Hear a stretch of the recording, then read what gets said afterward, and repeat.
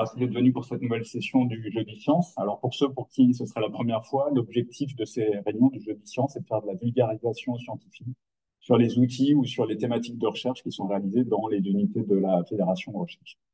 Donc, aujourd'hui, c'est Arnaud Bellec, le directeur du CNRGB, qui va nous parler du séquençage, qui va nous retracer l'histoire du séquençage au cours des 50 dernières années et son incroyable évolution, aussi bien en termes de coûts, de rapidité et de potentielles applications que ça ouvre actuellement.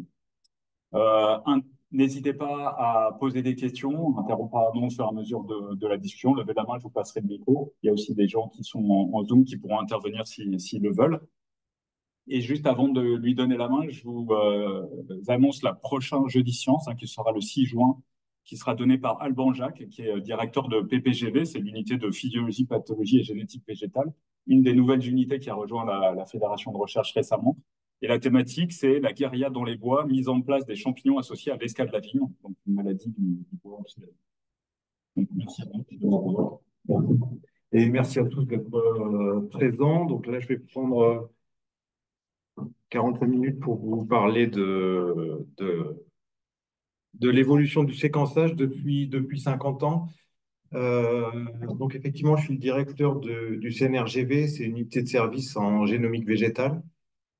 Donc très grossièrement, ce qu'on fait dans l'unité, c'est toute la préparation avant le séquençage et aussi le travail d'analyse après le séquençage. Mon parcours, moi j'ai commencé à travailler en 2001 à la Génoscope à Évry. Donc c'était le Centre national de séquençage à l'époque. Et donc j'ai pu être témoin des avancées qui ont eu lieu pendant un peu plus de 20 ans aujourd'hui. Et vous allez le voir, c'est des avancées, des avancées majeures.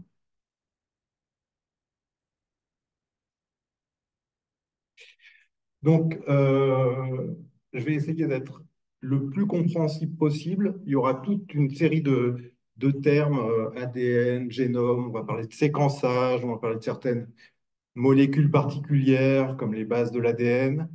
On va également parler de fournisseurs de machines de séquençage, Illumina, ONT. Si vous avez la moindre question, je le répète, n'hésitez pas à m'interrompre pour qu'on puisse en discuter. Alors, un génome, c'est quelque chose dont on parle souvent dans les laboratoires, et c'était relativement rare, par contre, que l'on parle de génome au niveau du grand public. Et ça a changé justement au début des années 2000 et notamment en 2001, quand le génome humain a été publié. Donc là, j'ai remis quelques extraits de une de journaux qui datent de l'époque. Le génome humain venait d'être publié et toute la presse faisait écho à ce travail réalisé. Et si on regarde les sous-titres de ces journaux, c'est assez parlant sur ce que séquencer le génome représentait. Donc, Libération nous disait que l'ADN humain a été presque totalement déchiffré au terme d'une course effrénée entre chercheurs du public et du privé. Et là, je retiens le chercheur avec un S, parce qu'à l'époque, séquencer un génome, c'était un travail colossal et c'était des dizaines de laboratoires, des centaines de scientifiques qui devaient collaborer ensemble. Le Monde nous disait que le décryptage du génome humain est révélé et l'homme est bien moins riche en gènes que l'on ne le croyait. Donc c'est toute une somme de connaissances qui émergeait avec cette publication. Et la portée était encore plus extraordinaire que des connaissances scientifiques. Et c'était l'ensemble de notre vision du monde qui pouvait en être changée. Et le journal disait que ces découvertes détruisent tout alibi scientiste aux théories racistes. Lacroix, de son côté, parlait de la publication de la première carte du code génétique de l'homme comme une avancée scientifique majeure. Et le journal remarquait également qu'il faudra encore de longues et coûteuses recherches avant de pouvoir créer de nouveaux médicaments. Et donc, en cela, disposer du génome, ce n'est pas un aboutissement en soi, mais c'est un outil pour travailler, comme on va le voir. Et enfin, j'ai trouvé à la une de l'Humanité cette photo avec 4 lettres A, G, C, T répétées. Et on va le voir maintenant à quoi elles correspondent. Donc, ces lettres, ce sont les bases de l'ADN, aussi appelées bases azotées. Donc, elles sont de 4 types, adénine, thymine, guanine et cytosine. Et elles ont la particularité de fonctionner en paire, adénine étant associée à la thymine et guanine associée à la cytosine. Donc, on va maintenant regarder de quoi est composée la molécule d'ADN. Ces bases azotées s'associent avec un groupe sucrose et un ribose et un groupe phosphate qui permettent de faire le lien et l'enchaînement entre les bases de l'ADN, comme vous le voyez ici. Et ces bases s'associent avec ces liens A, T, adénine, thymine et G, C, guanine, cytosine pour former la molécule d'ADN qui est dite double brin. Vous le voyez à cette structure. Alors, si on dézoome un petit peu, la molécule d'ADN, on parle d'une double hélice, donc elle a la capacité à s'enrouler sur elle-même. Elle se structure autour de protéines pour former les chromosomes. Et les chromosomes, on va les trouver au centre des cellules, et notamment chez les animaux et les végétaux, dans le noyau. Et le noyau, c'est le cœur de l'information génétique. En effet, l'ADN porte l'information génétique. Il va coder pour les protéines. Donc, comment ça se passe? L'ADN est transcrit en ARN, qui est une molécule messagère. Elle va reprendre la suite de ces nucléotides. Et ces nucléotides permettent de coder les protéines. En fait, l'ordre des nucléotides va déterminer l'ordre des acides aminés qui constituent les protéines. Donc, résumé ici, l'ordre des bases de l'ADN détermine la nature des protéines qu'un organisme va produire. Alors, les protéines, c'est un terme bien connu, et elles sont au centre du vivant. Elles ont des rôles clés, par exemple chez les plantes, pour la photosynthèse, la croissance et le développement, la défense contre les pathogènes, le stockage des nutriments.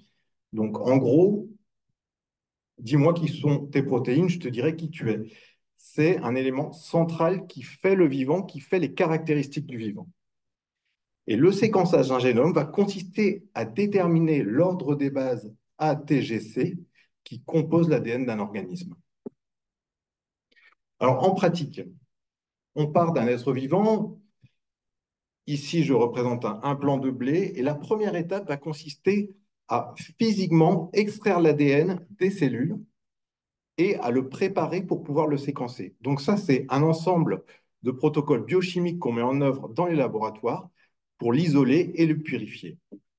Et ensuite, on passe au séquençage proprement dit, qui va consister à générer un signal en fonction de l'ordre des bases. Donc ça, c'est un nouveau procédé physique ou biochimique. Chaque base va émettre un signal différent. Et enfin, ces signaux vont être traduits en une suite de lettres pour former une séquence qu'on pourra étudier. Et générer le signal en fonction de l'ordre des bases et le traduire en une suite de lettres, c'est le travail du séquenceur, de cette machine. Alors, les signaux, je ne vais pas rentrer dans les détails des procédés, mais ça peut être lorsqu'un nucléotide est incorporé, lorsqu'une base est incorporée, ça peut être un changement de pH qui survient, ça peut être une lumière qui est émise, ça peut être également un changement de champ électrique. C'est tout ce genre de signaux physiques qui sont convertis en séquences par les séquenceurs. Une fois qu'on a fait ce travail, on n'a fait qu'une partie du travail. En effet, on imagine qu'on va séquencer cette séquence dessinée ici. Le séquenceur, il sera incapable de séquencer l'intégralité d'une séquence. Comme je vous l'ai dit, les séquences constituent les chromosomes. En aucun cas, le séquenceur ne sera capable de lire l'intégralité du chromosome, qui va faire des millions de bases. Non, ce qui va générer, c'est ce qu'on appelle des lectures. Et ces lectures, là, je vous ai dessiné, voici la photo d'un petit séquenceur qui va générer des lectures qui correspondent à cette séquence. Donc des petits fragments aléatoires de la séquence qui existe dans le vivant, dans la cellule. D'accord? Et à partir de là, il y a un travail qui va être fait de façon informatique. On fait appel à nos amis bioinformaticiens pour retrouver l'ordre des séquences, pour remettre de l'ordre dans ces lectures. Et pour ça, le jeu consiste à rechercher les chevauchements entre ces différents rites. Vous le voyez dessiné ici. Vous voyez la souris. ici les lectures brutes en sortie du séquenceur qui sont générées aléatoirement. Donc, pour couvrir l'ensemble de la séquence, on va produire une grande couverture, plusieurs copies de lecture de la séquence, et ensuite, on va hop, on va pouvoir rechercher les chevauchements pour définir le fichier qui correspond à la séquence. Ici, je vous montre le format de fichier qui est le plus souvent utilisé. Donc, vous voyez ce signe ici, suivi du nom du gène, et ensuite la structure, enfin la séquence des bases telles qu'ils existent sur le fragment d'ADN qui a été séquencé.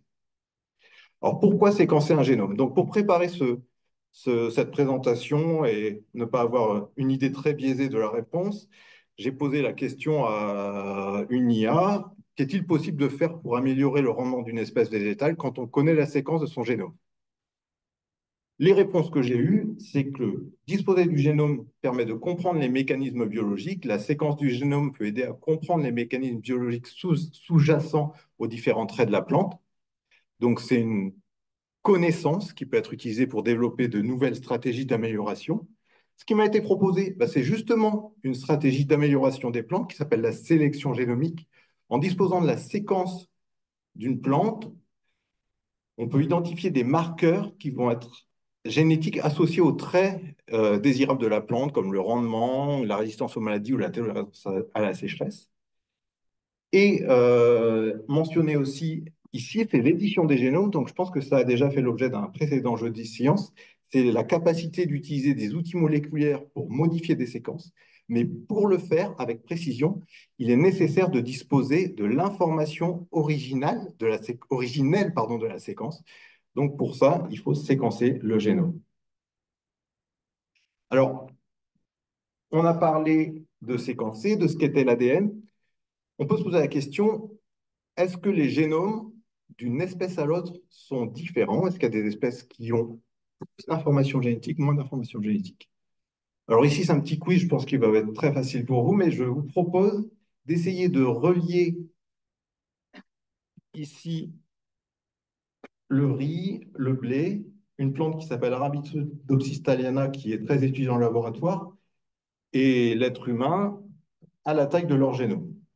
Donc, le plus petit, il fait 125 mégabases, soit 125 millions de paires de bases. À votre avis? C'est la rabette, effectivement. Un génome très compact. Ensuite, à 430 mégabases, le riz, effectivement. Et après, on change d'échelle avec un génome de 3000 mégabases, 3 milliards de bases. Je vais vite. C'est effectivement l'être humain. Et le blé, on est à 15 milliards de bases. Alors, c'est des chiffres qui sont assez compliqués à se représenter, donc je vais continuer avec mes questions. Ici, je vous présente un gène de blé. Donc, il y a sa description en haut du fichier, puis les bases. Vous comptez combien de bases sur ce, sur ce document? Au hasard, une réponse? 2000. Excellente réponse, il y en a 2194. Donc, si on imagine que ça, c'est une page du grand livre du blé, eh ben, il suffirait d'en avoir 6 850 000 autres pour représenter la taille du génome du blé. Donc, c'est des ordres de grandeur colossaux. Et je ne mentionne pas d'autres complexités dont on va parler juste après. Donc, je vous ai promis une histoire du séquençage depuis une cinquantaine d'années. Donc, je vais passer par le moment obligé de la frise chronologique. L'histoire du séquençage, elle s'est faite par des avancées technologiques et les premières sont le fruit du travail de deux scientifiques, un Américain, Walter Gilbert, et un Anglais, Frederick Sanger. Alors, ils ont tous les deux publié en 1975 des méthodes de séquençage de l'ADN. Par contre, il y en a, bien qu'ils aient tous les deux reçu le prix Nobel pour cette découverte en 1980, il y en a un qui est resté à la postérité, et c'est Sanger qui a donné son nom aux premières méthodes de séquençage. Il les a mis en œuvre et ça a permis d'obtenir les premiers résultats scientifiques avec le séquençage d'un virus qui faisait 5300 bases au tout début des années 80. Donc là, c'était vraiment très artisanal. Il n'y avait pas vraiment de machine dédiée automatisée à l'époque, mais c'était un premier résultat sur un génome relativement complexe. En 86, il y a la publication de ce qui allait devenir le premier séquenceur, c'est-à-dire une méthode qui prend en charge l'ADN, qui émet un signal en fonction de l'ordre des bases et qui est capable de capter ce signal et de le transformer informatiquement. Le premier séquenceur est né et va subir au fil des années des améliorations progressives. Je vous présente quelques machines, mais surtout ce qui est important, c'est que on a des premiers résultats, séquençage des premières bactéries autour de 2 millions de bases, des premières levures, on passe à 12 millions de bases, et du nématode, premier organisme pluricellulaire séquencé avec un génome de 100 millions de bases. En 2000, deux événements, on arrive à créer un séquenceur le plus productif de l'époque et on séquence également la première plante Arabidopsis. Tous ces génomes séquencés à l'époque étaient un peu des essais dont on allait tirer les fruits pour séquencer, évidemment, le génome humain qui allait être produit en 2001 et ensuite voir une version plus finalisée publiée en 2004. Et 2004, c'est un peu l'année de la bascule entre cette première génération du séquençage et de nouveaux séquenceurs qui allaient apparaître et qui allaient créer la deuxième génération du séquençage. Donc il y avait plusieurs fournisseurs. Ici, je vous présente un séquenceur Roche, un autre de la société Solexa. On changeait de méthode de séquençage, mais on changeait surtout les débits. Là où on était capable de traiter en parallèle quelques dizaines d'échantillons avec les séquenceurs de première génération, on allait séquencer à chaque fois des centaines, des milliers et plus tard des millions d'échantillons. Donc cette période charnière 2004-2005, c'est vraiment un changement dans le séquençage. Et nouveau changement, en 2013, c'est les machines de troisième génération, je vais vous dire juste après les différences, qui arrivent sur le marché. Donc, deux sociétés se partagent le gâteau, la société Pacific Bioscience, PacBio, et Oxford Nanopore Technologies, ONT, qui sont encore présentes aujourd'hui. Depuis, les séquenceurs évoluent, il y a des améliorations, des nouvelles machines qui sortent régulièrement, sans qu'il y ait de changement majeur dans ces technologies. Mais on a réussi, grâce à cette évolution, à avoir des projets de plus en plus ambitieux. Et c'est en 2017 que le séquençage du blé est achevé. Il avait commencé en 2005, grâce à ces nouvelles machines, justement, et également à la mise en place de nouvelles méthodes d'analyse bioinformatique qui sont également très, très importantes de ce point de vue-là. Aujourd'hui, où on en est en 2022, la capacité des séquenceurs ne cesse de grandir. Et les sociétés pour la troisième génération ONT, PacBio et pour la première génération Illumina rivalisent pour proposer des séquenceurs toujours meilleurs. Si je reviens sur les différences entre ces trois générations du séquençage, la première génération, les machines étaient peu productives. On l'a dit. Les lectures faisaient, les pièces du puzzle dont je vous parlais tout à l'heure, faisaient environ 1 KB ou 1000 bases et présentait une assez bonne qualité. Il y avait peu d'erreurs dans la séquence. Si on séquençait 100 nucléotides, on en avait 97 ou 98 qui étaient de bonne qualité. La deuxième génération s'est révélée extrêmement productive. Par contre, on a eu un recul sur la taille des lectures. Donc, on avait des plus petits morceaux du puzzle pour faire nos assemblages. La qualité était relativement bonne dès le début de cette génération. Et la troisième génération, l'objectif, c'était d'avoir de longues lectures. Et ça a été réussi. Les lectures faisaient plus de 10 000 paires de bases, 10 000 bases, 20 000, 30 000. Par contre, la productivité était moyenne. Et initialement, dans les premières années, il y a une dizaine d'années, la qualité était relativement basse. Il y avait 15 à 20% d'erreurs. Donc là, je mentionne des séquenceurs peu productifs en première génération, très productifs pour la seconde, et moyen pour la troisième. Alors, comment se représenter ça? C'est vraiment l'une des choses qui a extrêmement changé dans les 20 dernières années en termes de séquençage, c'est la productivité des machines. Le meilleur séquenceur de première génération, il permettait de générer en un run une expérience à peu près 90 000 bases séquencées. Dès qu'on est passé à la seconde génération, on changeait d'ordre de grandeur avec le Roche 454 qui permettait de séquencer 140 millions de bases à chaque run. Mais le changement majeur allait arriver avec les séquenceurs Illumina. Et là, je prends l'exemple d'un séquenceur qu'on appelle un petit séquenceur de paillasse aujourd'hui, un MySeq qui permet de séquencer 15 milliards de bases. Mais ce n'était rien par rapport à ce qui allait arriver. Aujourd'hui, le séquenceur le plus productif, on ne va plus parler en milliards de bases, mais en térabases, 8 térabases pour le séquenceur Illumina NovaSeq X. C'est colossal, et ça va poser des problèmes quasiment inverses de ce que c'était au début. Là où on devait faire beaucoup de runs pour arriver à avoir assez de séquences pour faire son projet, là on a trop de séquences pour réaliser son projet. Donc on est obligé d'avoir des stratégies soit très ambitieuses qui nécessitent beaucoup de séquences, soit les centres de séquençage doivent mutualiser les projets pour faire fonctionner à plein ce genre de machine. Illumina était jusqu'à présent le grand séquenceur sur ces de seconde génération.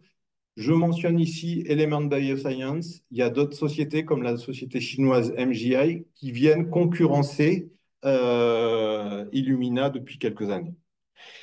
Et puis ma troisième génération, les longues lectures, ça a commencé assez modestement avec un séquenceur PacBio RS2 qui a été le premier euh, utilisé pour décrypter des génomes complexes qui permettait de faire 1 gigabase de séquences.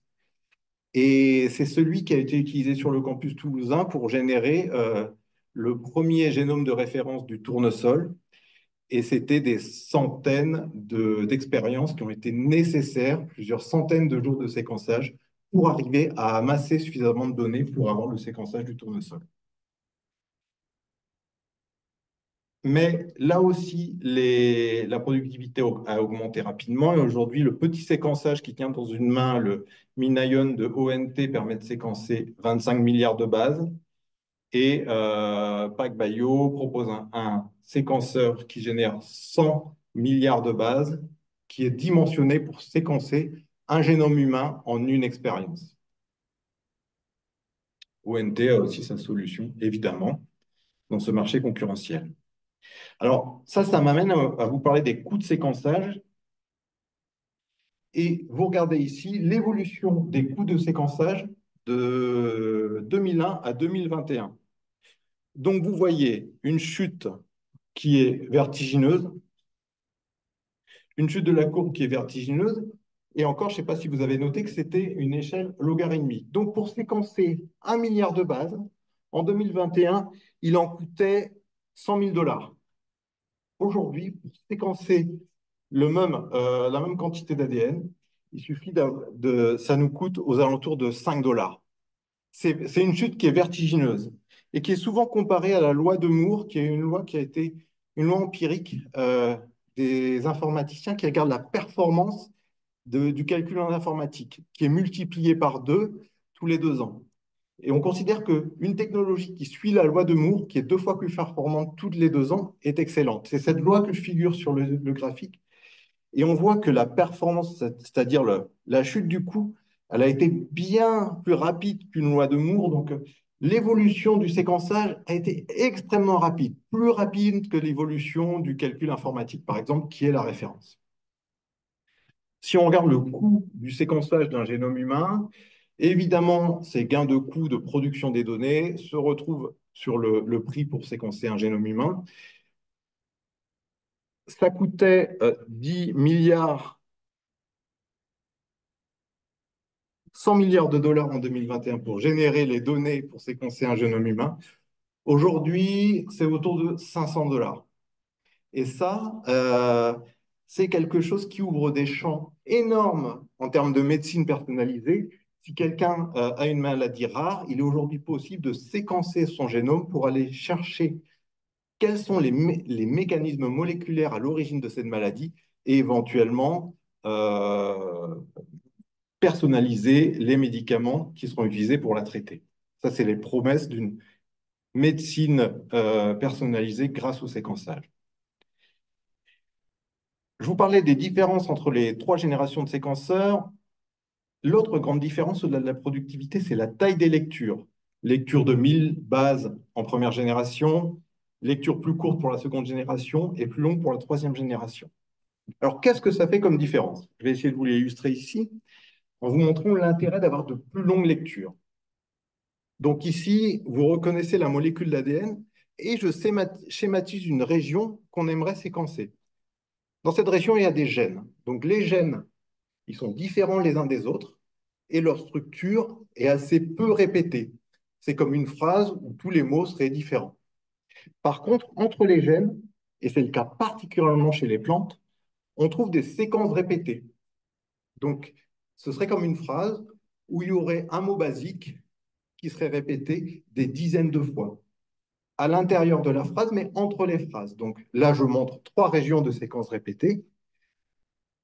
Elles se ressemblent entre elles et à l'intérieur de chacune d'elles.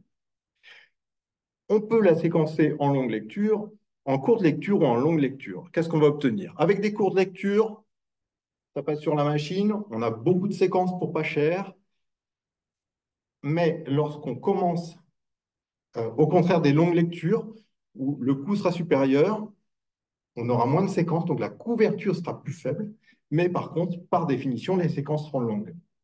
Lorsqu'on fait l'assemblage, qu'est-ce qui va se passer? Les gènes qui ont des structures peu complexes, on va réussir à trouver des chevauchements, même avec les courtes lectures, pour recréer ce que je vous montrais tout à l'heure sur les rides. Et donc, on va avoir les gènes qui vont arriver à s'assembler, même avec les courtes lectures. Par contre, les éléments répétés, on va venir c'est un mot simple qui est répété, ben, il s'aligne sur lui-même. Donc, on n'a pas du tout idée, au final, de l'étendue de ces éléments répétés et leur positionnement.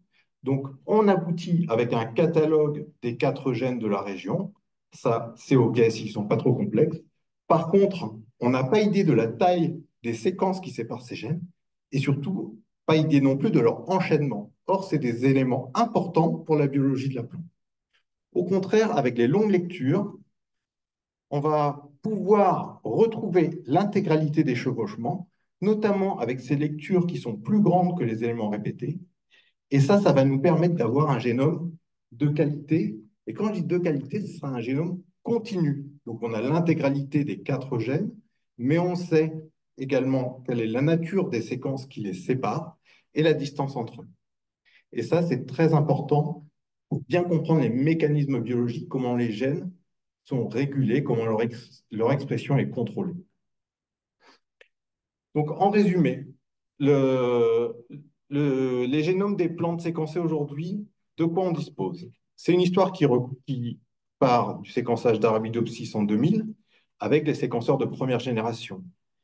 Il faut attendre 5 années supplémentaires pour qu'on séquence le riz. Et heureusement, arrive l'avènement de la seconde génération. Mais même si les machines sont disponibles, l'effet sur le nombre de plantes séquencées, alors que l'intérêt est manifeste, on sait qu'on va progresser pour l'étude d'une plante si on dispose de sa séquence, il ne s'est pas fait ressentir immédiatement. Il y a quelques années de décalage entre la mise sur le marché de ces machines et la publication des séquençages. Pourquoi? Ça restait quand même relativement coûteux. Avant 2007, les coûts étaient encore très élevés et les projets de séquençage se sont d'abord concentrés sur l'être humain et les mammifères. Et sur les plantes, il y a eu un effet de retard, le temps de mettre en place les protocoles de production des librairies de séquençage et d'analyse. Mais en 2010, on réussit à séquencer un génome déjà plus complexe, celui du soja, qui fait 1 milliard de bases. On réussit à séquencer un génome d'arbres. Et à partir de là, avec l'avènement de la troisième génération, les baisses des coûts et plus de savoir-faire en termes d'analyse, on arrive à séquencer de plus en plus de génomes. Et en 2023, c'est 1000 génomes qui ont été publiés dans des articles et dans des bases de données internationales. Une petite information supplémentaire sur ce graphique, c'est la qualité de l'assemblage. Alors, vous voyez sur les barres une partie violette qui va correspondre à des génomes de faible qualité. En gros, on a des lectures, mais on a du mal à les organiser les unes par rapport aux autres. En bleu, c'est des catalogues de gènes, c'est ce que je montrais tout à l'heure. On connaît la séquence des gènes, mais on ne sait pas dans quel ordre ils sont. Et en vert, c'est des génomes qui vont commencer à être de bonne qualité. On va avoir les gènes positionnés le long des chromosomes, en vert clair. Et en vert foncé, qu'on voit apparaître à partir des années 2020, c'est ce qu'on appelle des génomes complets. On va avoir l'ensemble des gènes et également l'ensemble des bases le long des chromosomes. On a l'ensemble de l'information. Et ce qu'on voit, par exemple, en 2013, c'est petit, mais vous le voyez ici, on a commencé à séquencer plus de génomes comparativement aux années précédentes, mais la qualité restait moyenne, parce qu'on ne disposait que du séquençage de deuxième génération, les courtes lectures. Par contre, grâce à la troisième génération, on a commencé à avoir une proportion au fil des années de génomes de haute qualité de plus en plus importante. Et aujourd'hui, quand on séquence un génome, on peut viser en laboratoire seul avec des moyens limités, peut viser des génomes de haute qualité. Avec un financement de la FRIB, on travaille sur un génome de stevia. Et pour moins de 10 000 €, c'est deux génomes de bonne qualité qui vont être séquencés. Une autre information qui est intéressante et qui reflète cette capacité à générer des génomes pour des coûts moindres, c'est l'idée et qui permet d'avoir l'idée de séquencer la diversité. Sur ce graphique, on reprend le nombre de plantes séquencées chaque année. Donc en vert, c'est les nouvelles espèces de plantes pour lesquelles il n'y avait aucune référence. Et en jaune, c'est le nombre total de génomes de plantes séquencés annuellement. Et on voit donc en jaune, en orange. Et donc on voit donc il y a pour chaque espèce, il y a de plus en plus de variétés au sein des espèces qui sont séquencées. Donc l'idée ici, c'est que quand il était encore cher de séquencer un génome, c'était le cas il y a 10 ans, on avait un génome de référence par espèce, qui coûtait déjà beaucoup d'argent, beaucoup de travail. Mais c'était qu'une information très partielle, parce qu'on sait que dans une espèce, on va choisir une variété particulière. Or, il y a plein de variétés qui ont des caractéristiques très différentes. Donc, il est intéressant aujourd'hui de pouvoir avoir les informations génétiques, c'est-à-dire la séquence du génome, pour des variétés qui ont des profils très différents. Et c'est quelque chose qu'on est capable de générer étant donné la base des coûts. Donc, on va avoir, alors ici, vous voyez la variété schématisée et pour un caractère, l'organisation des gènes qui correspondent. Donc, on va pouvoir séquencer la diversité de l'espèce, plusieurs variétés, et aller regarder dans une région particulière, par exemple celle qui va commander la forme et la couleur des pétales, l'organisation des gènes. Chaque flèche correspond à un gène. Et ça, c'est ce qu'on arrive à faire aujourd'hui. Donc, on n'a plus un génome de référence, mais plusieurs génomes de référence pour une espèce. Et c'est ce qu'on appelle la pangénomique. Et là se pose une question bien particulière, c'est comment analyser cette masse de données, aller chercher des différences qui peuvent être très petites. Et on se pose une question, si aujourd'hui, intégrer les données ne va pas devenir plus compliqué que de les produire. Et le séquençage est à un tel niveau aujourd'hui qui demande aux informaticiens, aux gens qui codent les programmes d'analyse des génomes, beaucoup d'efforts pour analyser ces données. Et là-dessus, ça introduit ma dernière partie, ma dernière diapo sur le futur pour le séquençage, vers où va aller le séquençage. A priori, les coûts vont continuer de baisser. C'est entraîné par la médecine humaine, cette idée qu'on va faire du séquençage individualisé, et la recherche profite des efforts pour abaisser ses coûts. On doit encore améliorer la précision et la sensibilité du séquençage. Je vous ai dit qu'au début, dans certaines technologies, il y avait beaucoup d'erreurs. Aujourd'hui, il y en a moins d'erreurs, mais une séquence n'est jamais fiable à 100%. Il y a toujours quelques erreurs. Donc, les séquenceurs doivent continuer à être en constante amélioration. Enfin, les personnes qui créent des séquenceurs cherchent à avoir des séquences le plus précises possible, sur lesquelles on a le plus de confiance possible, au point qu'une lecture nous permettra d'être sûr de la séquence originelle dans la plante ou dans le chromosome qu'on a analysé. On cherche toujours à allonger la longueur des lectures. Malgré ce que je vous ai montré, il y a toujours des régions, notamment dans les génomes de plantes, qui sont très compliquées, et avoir des lectures plus longues permettrait de mieux les comprendre en termes de structure. Il y a des protocoles qui doivent permettre de séquencer uniquement les régions d'intérêt. Donc, si c'est un gène ou quelques gènes qui nous intéressent, plutôt que de séquencer l'intégralité du génome, on va aller se focaliser sur cette petite région. Un autre challenge est de réduire la quantité d'ADN nécessaire jusqu'à pouvoir séquencer une molécule unique, qui serait le but ultime. Ça évite d'avoir à amplifier l'ADN avant de le séquencer, ce qui peut générer des erreurs quand on le multiplie, ou ça ouvrirait aussi la voie à du séquençage qu'on appelle single cell sur des cellules uniques, où on irait vraiment voir l'état de l'ADN d'une seule cellule. On veut être capable aussi de séquencer directement et en temps réel les molécules d'ARN. Donc, j'ai choisi de ne pas beaucoup parler des molécules d'ARN, mais en gros, c'est ce que je vous montrais au départ. Il y a l'ADN qui est transcrit en molécules d'ARN et qui est traduit en protéines. Donc ça, c'est commandé par la cellule.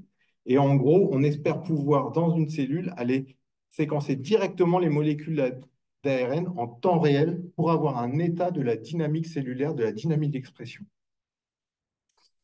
Le futur, c'est aussi de développer les méthodes d'analyse informatique. On a de plus en plus de données. Il faut arriver à les stocker, à les assembler et à les comparer. Et ça, plus on a de données, plus le challenge est important. Et enfin, il y a un dernier challenge plus sur l'utilisation des séquenceurs. Et il y a une volonté, notamment de la société Oxford Nanopore Technologies, de miniaturiser les séquenceurs, éventuellement de simplifier les protocoles pour que le séquençage puisse se faire au plus proche du terrain de la recherche, à l'hôpital, sur le terrain pour des biologistes ou même dans l'espace. Et le futur est déjà là, parce qu'ici, je vous présente une photo d'une astronaute américaine en 2016 qui s'appelle Kate Rubins et qui a utilisé, vous le voyez en bas de l'image, un séquenceur Minion dans la Station spatiale internationale pour faire du séquençage en orbite. Je conclue là-dessus. Si vous voulez aller plus loin, je recommande quelques lectures. Le père du séquençage, Fred Sanger, a publié en 2001 une revue où il regardait le progrès du séquençage depuis les années 70. Donc, c'est intéressant à la fois sur l'évolution des technologies et sur sa façon de travailler. Régulièrement, il y a des articles de revue qui regardent les tendances et les avancées du séquençage qui sont publiés. Et enfin, toutes les statistiques que je vous ai présentées viennent de bases de données internationales de séquences qui permettent de rester régulièrement